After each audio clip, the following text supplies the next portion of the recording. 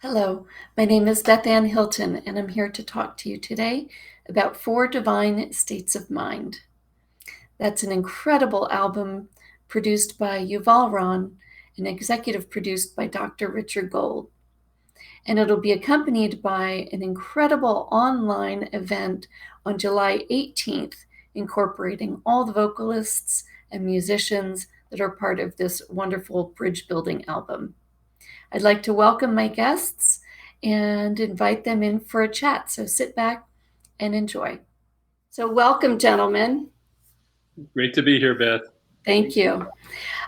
So today, I hope that we can get a little bit in depth and behind the scenes regarding Four Divine States of Mind. Our pleasure. Is there anything else that you'd like to talk about right up front about this album, which is described as a soulful, sacred music for cultivating higher virtues, meditation, and healing a wounded world? We certainly need that at this time in history, don't we? It was just a coincidence. We've been working on this for a couple of years, but it couldn't be a more timely release. I was thinking the same. At first, I thought, well, how did they create this incredible production in this unprecedented time we're in? And then once I really listened and looked at what was involved, they said, oh, this must have been going on for quite a long time. In a way, our whole partnership between Yuval and myself has been somewhat mystical and magical. The timing of it, the way we met, I never had any preconceived notion that I would be a music producer till Yuval and I started to create our friendship. So it's not shocking to me that we had a timely event with this release at this time in history, but it certainly feels like a blessing. Yes, I feel that the new album is somewhat a calling that Dr. Gold and I were called to work on, and we didn't know how much the world will need these teachings and these messages and these sounds and the healing mantras and chanting that we put together. But we had a sense that this project is for us. And before I talked to Dr. Gold, even though I studied Buddhism since college, so I've been interested in Buddhism for more than 30 years now. And I've studied with various different Buddhist teachers, and I always studied about different, the Eightfold Paths and different chants and different ideas that come from Buddha. But I never heard about the Four Divine States of Mind until Dr. Gold approached me and said, would you be interested to compose music for the Four Divine States of Mind? The Brahma Viharas, as they're called in Sanskrit. And then, thanks to this invitation, Dr. Gold put in front of me and opened the whole window to a very, very, very interesting and fascinating world of the four divine states, which are four higher virtues: the loving kindness, divine love, embodying divine love, the idea of loving kindness. And then there's the idea, the practice of compassion. And then the third is vicarious joy, being really happy that a fellow human being is happy. And then there's equanimity, which is the last one, which is sense of oneness and sense of that. All things are one. Equanimity. So this was the challenge and the interesting path that we took over the last 2 years to research, to study, and to find a way to express these ideas through music. When Yuval and I first joined forces 8 years ago, this was always on my mind as something to do, where we wanted to bring ancient wisdom traditions and modern neuroscience and creating a contemporary sound that modern listeners would be attracted to and also would have a deeper effect on consciousness and metta, loving kindness, etc. But I didn't feel we were really ready for it. And so as far as our own personal relationship development and also our both of our spiritual developments, So we worked through, and wonderfully, projects in Chinese medicine, the healing sounds. We worked through the dosas of Ayurvedic medicine, the chakras of yoga. We created other music for particular healing. And then we stepped back and we felt we were ready, because this is an awesome task I gave Yuval, to put into music the highest virtues, how to bring higher virtues, higher thought, higher action into daily life, not separate from daily life, but what guides our daily life. And I knew it was a big challenge, but I never doubted Yuval's ability. And then he exceeded my expectations. That's wonderful to hear. I know you have many terrific albums already on the label, and so it sounds like it was almost a practice. With each album, you learn more together. You get closer to expressing the intent of the albums clearly. And I think with this one, my question that I was just flashing on the screen was, how did you go from, okay, I guess this is a question for you, Yuval. How did you go from, here's the challenge, how do we hear the music, and then how do we bring all these amazing artists on board? Yes, that was the creative challenge. And the way I thought about it is that I wished that the audience will participate somehow, that somehow we will come out of the speakers and out of the headphones and the earbuds and somehow involve the audience. And I thought the way to involve them is to provide them with a mantra, with the words, sacred words, that they could chant, that they could sing along. And that's how I came up with the idea that this album should be a chanting mantra, kirtan, they call it in the yoga circles, music, where there's a repeated mantra, there's a repeated sentence that repeats and repeats and repeats in Sanskrit. And the more you hear it and the more you chant it, it vibrates in you and stays in your mind. It's like an earworm. So even after you finished listening to the song, you heard this sentence so many times that it stays in you and would hopefully guide your action in the world. So if you hear a mantra, a sentence about compassion, or about joy, or about loving kindness, once you plant it in you, in your heart, in your mind, hopefully your actions in the world will also be attuned and will correspond to those higher virtues. So the first idea was mantra chant. Okay, then I knew that this album will not be instrumental, it will be a vocal album. And then I thought, who would I want to sing these four mantras, those four important messages of Buddhism? And you can find it, loving kindness, you can find in all other religions. You find compassion in all our other religions. I thought, who would be best to sing it? And I decided that I wanted four female divas, four female goddesses to express these teachings. The four divine states of mind, four female goddesses. And I thought, who would be the most soulful singer that I could think of in the world to sing about compassion? And then immediately I thought about Estrella Morente, who's, in my opinion, is the best flamenco singer. And if you're familiar with gypsy flamenco, and she's gypsy, she's a Roman singer from Spain.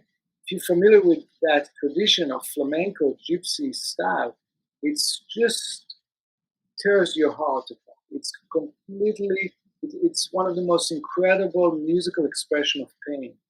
And I thought this would be perfect for compassion. And then I was thinking about Deva Premal, whose voice I love, and I love the way she chants mantras.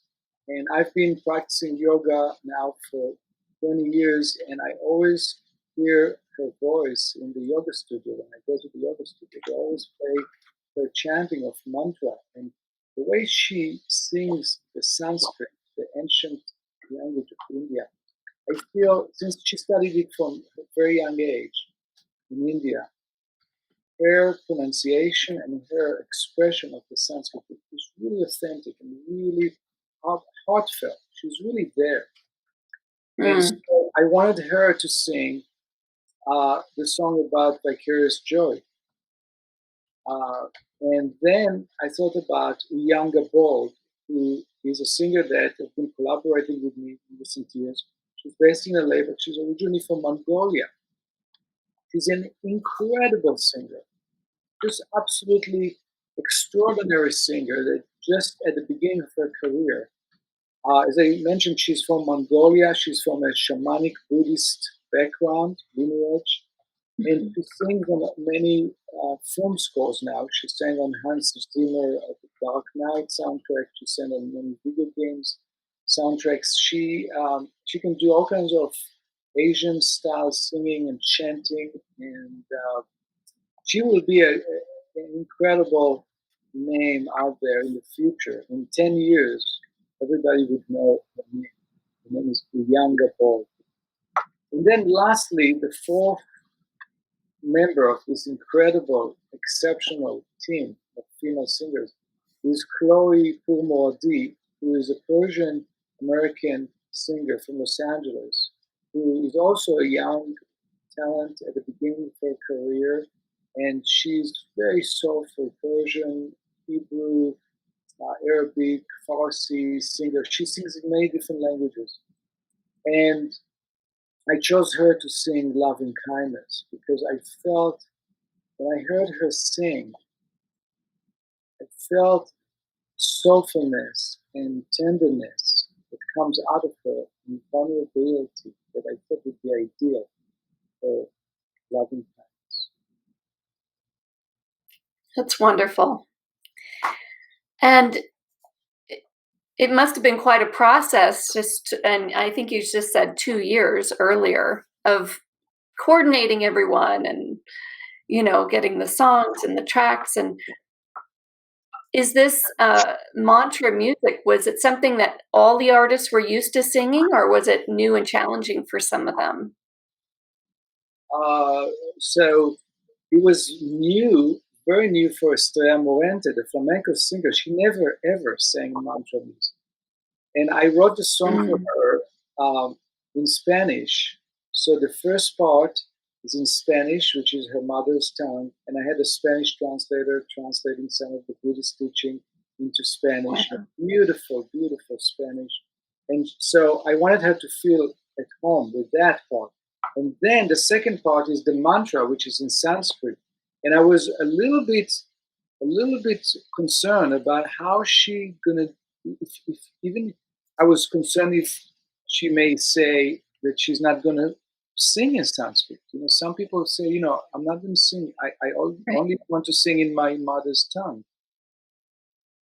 I'll say in parentheses that there's a very, very, one of the most famous kirtan singer in the world that we worked with in past projects. And he always sing in Sanskrit, although he's American.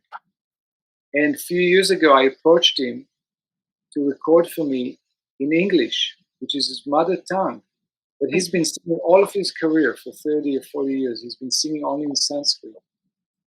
And he refused to record the song in English, although he told me that he loved the song. And if I would translate it to Sanskrit, he would record it.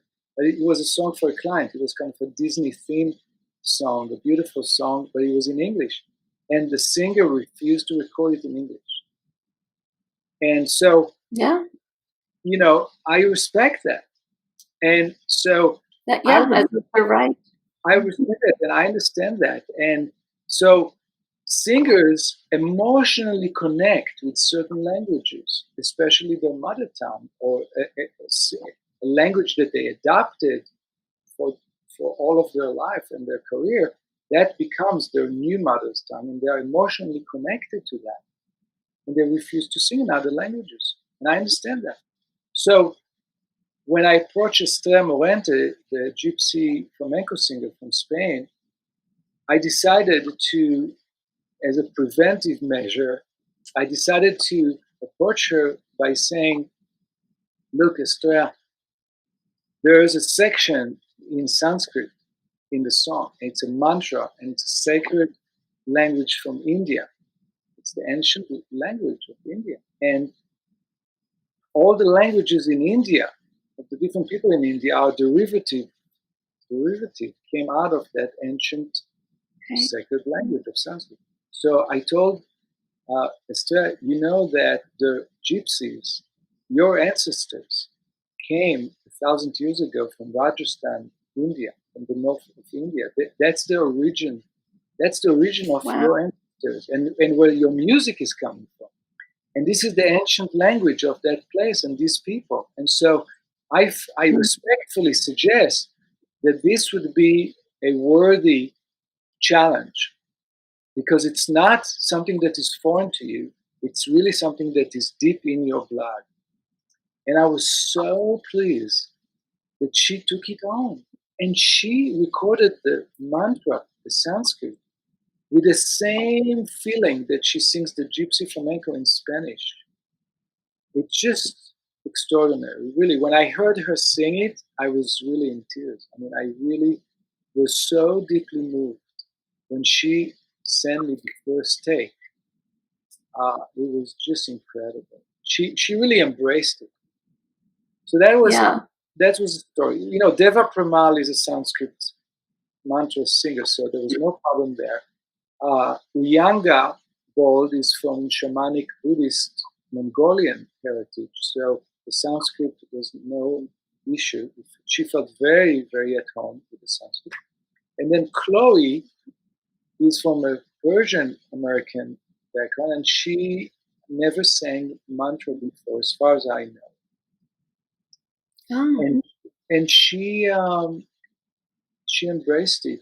But again, like with Estrella, what I did is I wrote the first section in Hebrew, which is Chloe's both. She speaks Farsi, Hebrew, and in English, because she's from a Jewish Persian American family. So I wrote something, because I'm from Israel, and my mother tongue is Hebrew, and Chloe's is fluent in Hebrew. So I felt that would be a language that we both can share and feel related to. So I wrote the lyrics in Hebrew for the verse, and then the chorus goes to the mantra in Sanskrit, and Chloe just took it on as if it's just her mother's tongue. She was just instantly comfortable with the Sanskrit. That's incredible. Yeah. Incredible. What an amazing group of talent and worldliness, you know. For Deva to be recorded in Australia, Estrella was recorded in literally a cave outside of Granada in Spain. And then we have Uyanga and Chloe are both in LA. That's just the singers. Wait till he tells you about the musicians. Right. Right. How do you record in a cave? That's amazing. She has a whole studio there. The caves are quite sophisticated in Sacramento, north of just in Granada in Spain. But it was there wasn't internet there, for instance, so it created some real technical challenge for Yuval, but he handled it. Well, that probably brings me then to my next question was, you know, are there any remarkable moments that came to mind during the album's making? Well, for me, one of the most remarkable moments was recording the sitar master in Mumbai, India. And he's considered by many musicians as the greatest living sitar player in the world. His name is Pandit Nayan Ghosh. He's a master both of the tabla and the sitar. And he was in Mumbai at his home place, and he arranged a very beautiful recording studio for us to use in Mumbai. And I was here in Los Angeles. Dr. Gold was in San Diego. We all connected through the internet for the session. And I had to teach him the music because they don't read Western notation. So I sent him the recording of my music. There were 3 parts. And the way it worked is we had his cousin, his nephew, rather, his nephew is a known record producer in Mumbai, and so his nephew came to help. His nephew was in the control room. The master sitar player, Pandit Nayan Ghosh, was in the recording area, and I was in LA. And I would explain to the producer in Mumbai what I want, and he would then talk to Nayan Ghosh in half Hindi, half English. And then Nayan Ghosh would play the phrase, and then I would comment and I would say, no, I want it to be a little bit more fiery. I want it to be more joyful, and give me more. And then the producer would translate it to Hindi and mix with English, and we would go back and forth, back and forth. And there was a certain point Wow. where I still didn't get as much fiery, joyful. I wanted to get to a point where it's really like a party, that it's a dance party, that everybody, it's a joy that is ecstatic joy. And I wanted to get it out of him. And finally, I told him, do you know of a Qawwali? Qawwali is a style from the Sufi tradition, which is a very ecstatic, fiery, Sufi spiritual style, which was both in India, but it's really associated with Pakistan, and it's associated with Islam. It's the ecstatic, mystical music of the Muslims in India and Pakistan. And here I was talking to a Hindu who's not Muslim, who's from the other religion, the Hindu religion, and he is master of the Hindu music and culture. But I let myself go across the line of religions and tradition, and I said to him, I want you to play like you are a Qawwali singer, which means I want you to play the sitar like you are a Muslim ecstatic chanter. And he smiled, and he wasn't offended. He smiled, and he took another take, and it was perfect take. It was exactly what I wanted. And that's what we have on the track. And that's what you hear on the track. So that was a beautiful moment. I'll never forget that I almost held myself, being concerned if I would offend him, taking that example. Right. But it was a real peaceful moment of, we are all brothers and sisters, and in music, among musicians, there's peace and there's no conflict, and it was a beautiful moment. I would like to add another remarkable occurrence that happened, which is a renowned drummer from India happened to be in LA, and Yuval had history with him. And he was able to pull him into the studio just almost like it had been arranged. And he plays an assortment of percussion instruments, some of which I'd never seen, never even imagined. And he also plays on the Vicarious Joy cut. And he brings such passion and such movement and joy to that cut. And again, he just was there. And so they were really able to work together for a long period of time. In the studio without any restraints, and it was really quite extraordinary and wonderful. That's amazing. Well, I think that for me that brings to mind something that's so important for music students and young producers to learn is the relatability, and trying to collaborate across the world and cultures and religion and even politics. How can you relate to one another, and how can you approach sensitive subjects in a conscious and sensitive way, and really achieve the ultimate, end effect for the music. Beautifully put, Beth. An interesting anecdote is after I heard some of the early cuts, and Chloe, who sings on Metta, Loving Kindness, I wrote her a note because I'd seen her on YouTube and followed her that way. And I wrote her a note just saying I was so deeply, deeply touched by what you achieved on this. And she wrote back so humbly that it was Yuval's guidance that took her to a place she'd never been before in her vocalizations, and just made me even more profoundly in love with Yuval and his abilities to hear that. But she gave her own on. She leads her own group, and she gave all praise to Yuval in that moment. You know, I remember where I took her. You know, she came and she sang in my studio the song. It was beautiful, and then I gave her some ideas. You know, I told her I want her to express being divine love, because that's what the mantra Aham Brahma, which she was singing, Aham Brahma, literally in Sanskrit says, I am divine love. I am contained with divine love. And so I wanted her to think about that and expressing it. So I was guiding her, and she was doing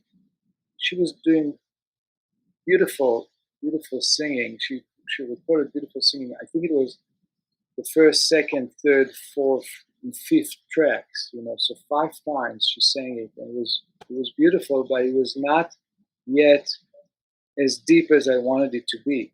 And so I told her that I'd like her to sing it again and to imagine that she's going to a room where her mother is, her mother or her grandmother. And they need her touch. I didn't specify, you know, what's happening, but I said they need your touch, and you just hold their hand and you just slowly caress their hand. They're laying down, and you're just slowly caressing their hand. And I want your voice to express your hand caressing their hand. I want to hear it in your voice. And then she sang the 6th and the 7th tracks, which is really the 2 that I chose to use on the album. And when you listen to her singing, you really hear the nuances of caressing and the femininity and the kindness, the loving kindness that comes to somebody very, very, very dear. And that's how it came out. It's really beautiful depth that you can hear. The 4 divine states really take us in different territories, and from the ecstatic of vicarious joy, Yuval then worked with the senior Zen priest of LA, and there's not ecstatic expression in Zen, but he does equanimity, and he chants the Heart Sutra for us. And I mean, the range of challenges that you've all had to work with to go from ecstatic in India to the firmness of the Zen model was quite an achievement. And they recorded a 700-year-old bell that was brought from Japan to LA that sits in the Zen Center, and it creates quite a resonance. Yeah. This is another remarkable moment. If you'd like, I could share with you, Beth, how it was recorded. Yeah, I was going to say, how do you go about, you know, recording this bell successfully? Yeah. So in the 4th track, Equanimity, there's actually a field recording of Japanese Zen Buddhist priests and monks chanting the Heart Sutra, which is one of the essential sutras in Buddhism. And this was something that I couldn't record in my studio. I couldn't bring a Zen Buddhist priest and with monks and bells and have them go into a recording booth and do it authentically. It wouldn't be right. So I felt that I wanted to have that as part of the community. And so I went to their space, and their space is in San Pedro Art Colony. It's actually an old Navy base that was turned to an art center. And the Zen Buddhist priest, his name is Hirokazu Kosaka, and he is the artistic director of Japan America Center in Los Angeles. And he has a studio, a dojo, for Zen archery. They practice Zen archery there. In the art center, he has a whole studio just for Zen archery. And on the weekends, he have his students who study that form of meditation and worship, shooting an arrow as a meditation, the Zen Buddhist practice. I'll come and practice with them. But they do not start shooting the arrow or practicing without doing the chanting first of the Heart Sutra. And at the end of the session, they chant, and then they sit and have tea time. And Hirokazu Kosaka, the priest, speaks during tea time. After the practice, he gives them a talk, a Zen talk. And so I spoke with him about equanimity, and he said, yes, we have things about equanimity in our practice, and we have some chanting that relates to it, the Heart Sutra chanting. And I said, may I come in and be your guest and record you, chant you and your students? And he said, yes, of course. He invited me. And I came with my recording equipment, with 2 assistants and all my microphones and gear. I came an hour before. They start at 8:30 in the morning on a Saturday or Sunday. So I was there at 7:30 in the morning. There's no living soul in this deserted Navy base, turned art studio on a hill overlooking the ocean, San Pedro, over the harbor, the LA harbor. And I go in there and I set my microphones and his students start arriving and they start mopping the floor. They just cleaning the space for an hour before the master arrives. And everybody with bare feet and everybody in uniform, and it's very silent and very contemplative as they prepare the space. And then exactly 15 minutes before, they all stand out and they wait, and he arrives in his car.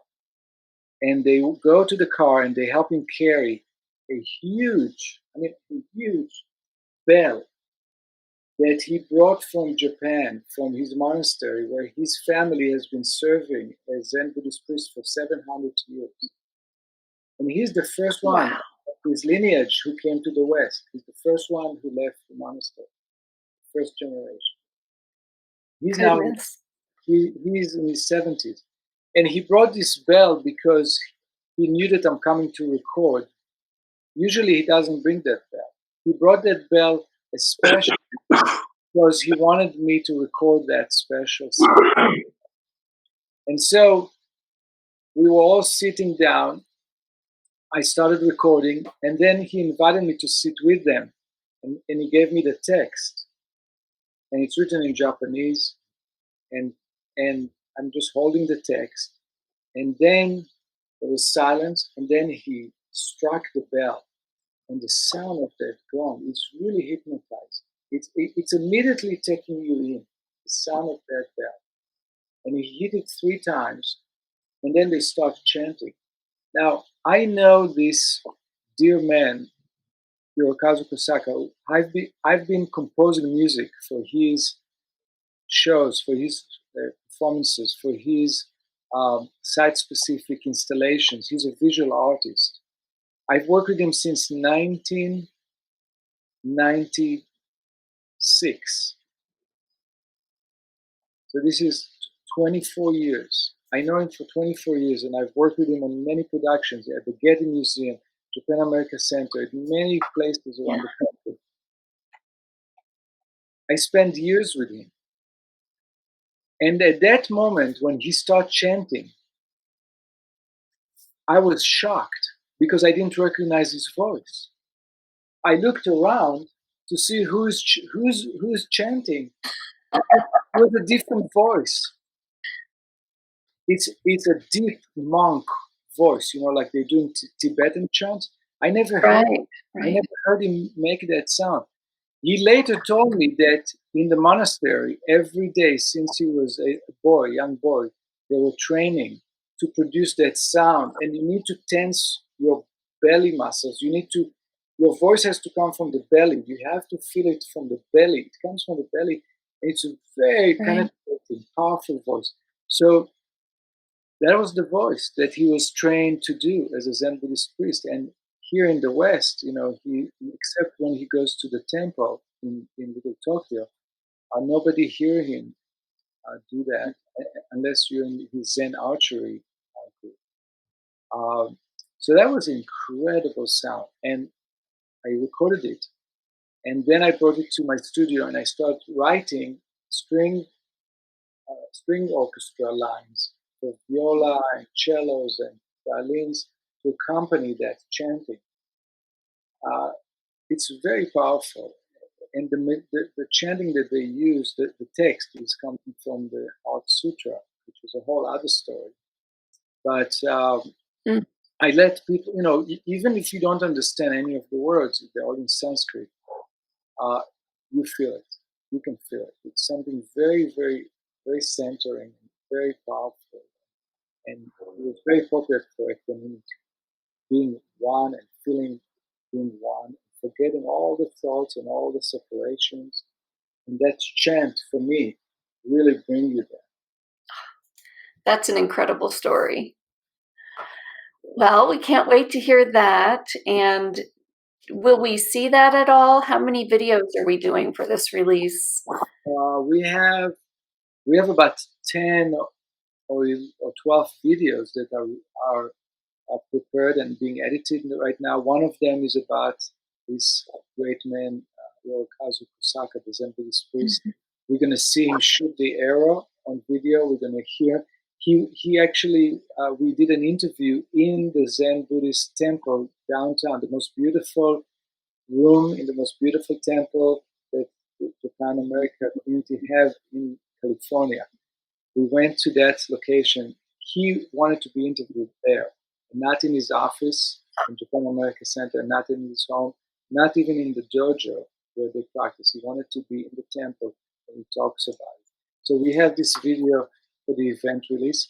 We have a video from Deva Premal. We have videos with all the artists. And for me, I look at the videos now because they send the videos to me and I send it to the editor. And when I just watch the raw video with the interviews of those artists, I think to myself, this is so interesting just for me to watch. So fascinating.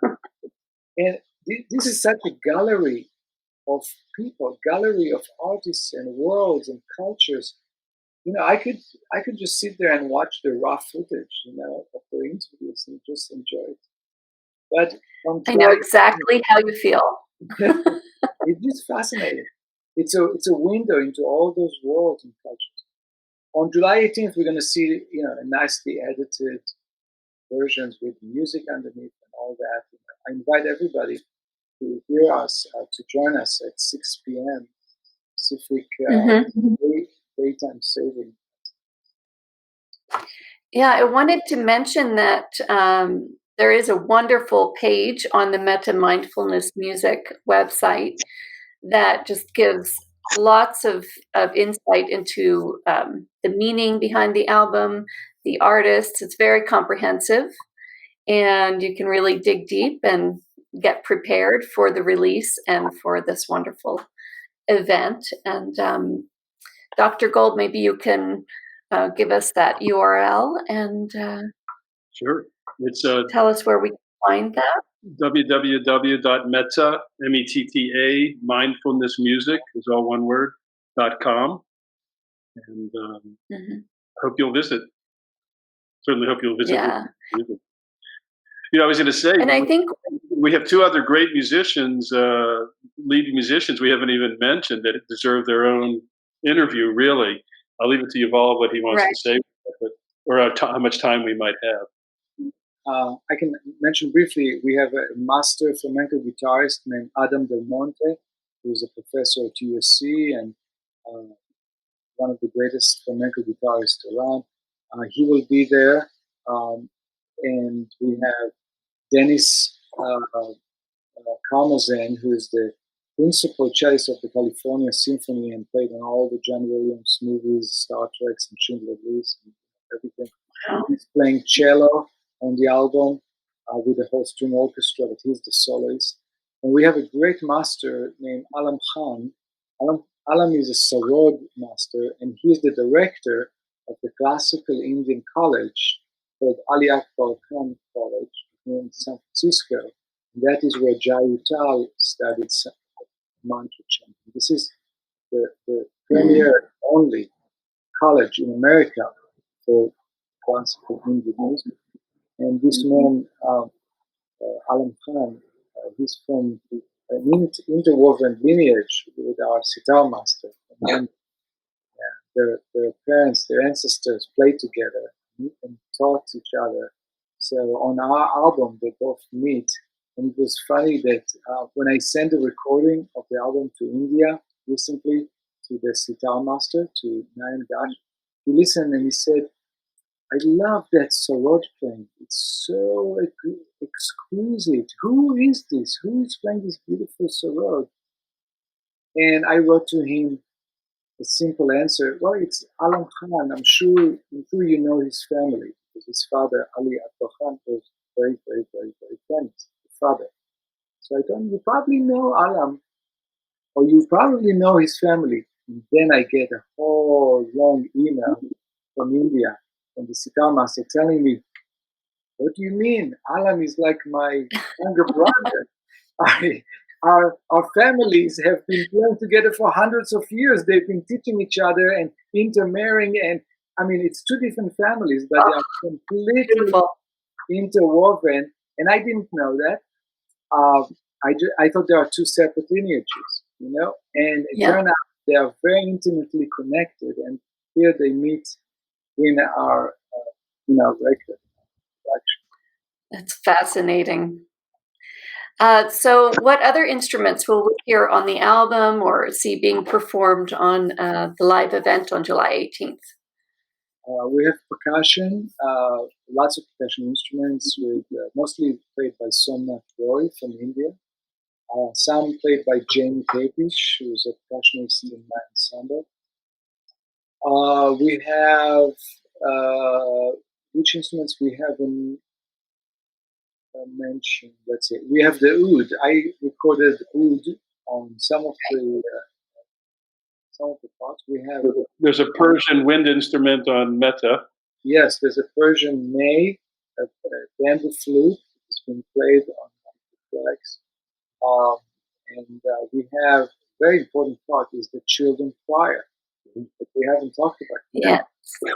So when I thought about the style, the concept album, that it would be a kirtan style album, meaning kirtan is a call and answer, a mantra, repeated words, repeated sentence that is being sang with call and answer, call and answer. And typically you have a soloist and then the community echo back whatever the soloist sings. That's kirtan.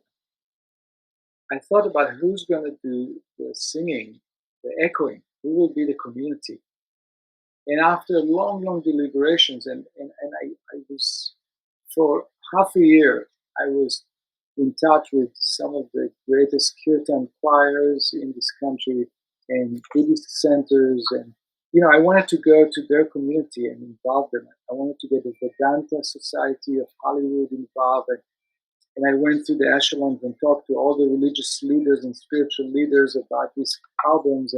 And we tried to arrange recordings, and it was so bureaucratic and it was so long. At a certain point, I thought to myself, all these organizations and all those communities, they're all about Buddhism, and they're all about mantra chanting, they're all about goodness, and they're all about wellness. But they are so difficult to work with. They are so difficult to collaborate. They're so... And then I thought, there's something is jaded when you grow up.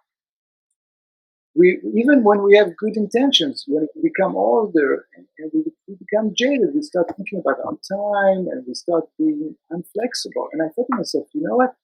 That is why the people that should sing this echo of the female vocalist should be children. Because children are our hope for the future. The young generation is the one who's more flexible and more open. And we can see it even in the streets, in the protests, or so many young people from white family and background are demonstrating in large numbers for minorities, for African Americans minorities, and they're really passionate about it. And this is a wonderful, wonderful. Mm-hmm. And if you look at the movement of teenagers for climate change, like Greta and all the other teenagers that have been demonstrating, millions of young people demonstrating all over the world last year to do something about climate change. And they're all young people. And I thought, I want to bring these young people to this album, to sing the mantras, to sing those words that are very important. And I found a wonderful, wonderful middle school professional children choir called the Blair Studio Singers from Pasadena. They're wonderful. Mm. The conductor is one of my students, my ex-students, and he's been working for my company for years. He came from Boston as a student from Berklee College of Music, and he did his mentorship in my studio, and I trained him. And then he worked for me on many projects. His name is Casey Udardis, and he's a great choral conductor and composer, and he's their musical director. So I picked up the phone and I called Casey and I said, hey, do you think it would be a nice project for your kids to be part of a new album, singing mantra about some Buddhist higher virtues? And he said, oh, I think that would be a great challenge for them. That's it. It took one phone call. Boom. And Right. And before that, I worked for half a year with all the spiritual, Right. all the administrators and all the call directors and all the companies and all those people who all said they want to be part of it, but they were impossible. Right. But they were impossible. I waited half a year to do this recording. I waited and follow up just to get a date, just to Right. find a date that everybody gonna agree on. We didn't dare. The choir director wants to do it on Sunday. Oh, but the spiritual leader wants to do it on Sunday. No, but the people, half of the people will come only on Wednesday. But that was for half a year. I was dealing with that with great patience. And finally, one phone call, and I got this children choir. The children loved it. They learned all the Sanskrit. I was so impressed with the pronunciation. Oh, yes. They have a wonderful ear for language at that age. Yeah. And so I had an opportunity to go and meet them in the recording and to tell them about the meaning of what they sing. And it was beautiful, really, to talk with them. Young people, 12, 13, 14-year-olds, to talk to them about why we're doing this album. Why is it important to have more love and kindness? Why it is more important to have vicarious joy in the world? Why it's more important to have more equanimity, awareness, community, compassion. Compassion is easy to explain. It's very obvious, but to explain to those kids the idea of equanimity, oneness, and to explain to them the fact how you can be honestly happy when your friend wins the competition, when your friend gets the best grade, when your friend is getting better, or when your neighbor who you don't even know is doing well. How can we really feel happy? So I had an opportunity to do a little bit of sharing and teaching with them when we did the recording session. And I really enjoyed sharing it. And as a result, their choir director asked me to come back in September. The school starts again because they are part of the school academic program. And to come back and to see them again and talk with them again. And I will bring them, each one will get an autographed copy of the CD plus the 7 CD sets of healing music that Metta Mindfulness Music donated. So I'm going with a box of goodies to the school in September and to have another meeting with those kids, which I really look forward to. That's so nice. And I did notice that in the liner notes, this is dedicated to the children who will grow up to embody the 4 divine states of mind. Yeah. Right? Yeah. So that's what we hope. That's our hope. Beautiful. Well, I'm going to turn the tables on Dr. Gold now for a second. And just, ask you, you've had an impressive career history, and I encourage everyone to visit both Yuval and Dr. Gold online and learn more about their individual businesses and histories. They're incredible. And a wellness practice. So what was it that drew you into the music world?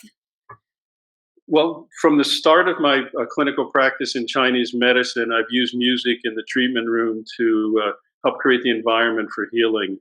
I remember in the old days, we would have boom boxes on the floors playing CDs and the cassettes.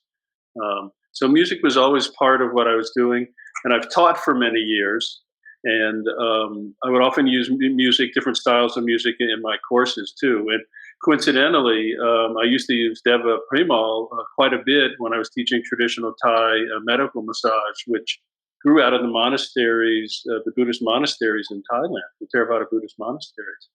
So it's really been part of who I am as a doctor and who I am as a healer.